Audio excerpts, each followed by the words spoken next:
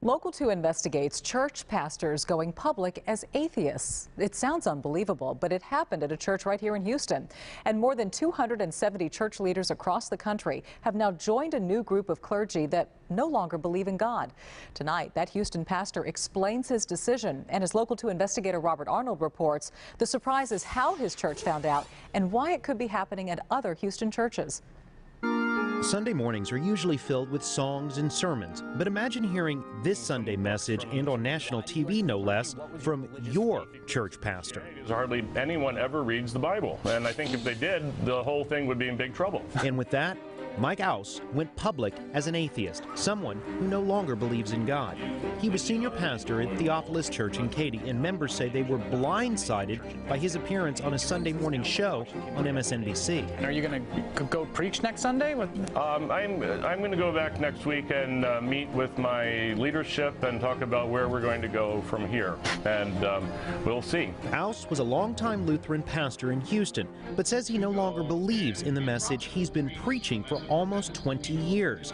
Aus declined our request for an interview, saying his statements on the show explain his loss of faith. As I started to jettison the beliefs, I came to realize fairly recently that there wasn't a whole lot left. I would be angry for one, because when I go to church expecting the word, expecting the man giving me the word to be in Christ. I would not feel comfortable with it. The effect on his church, with about 80 members, was immediate. Weeks after his announcement, the church dissolved.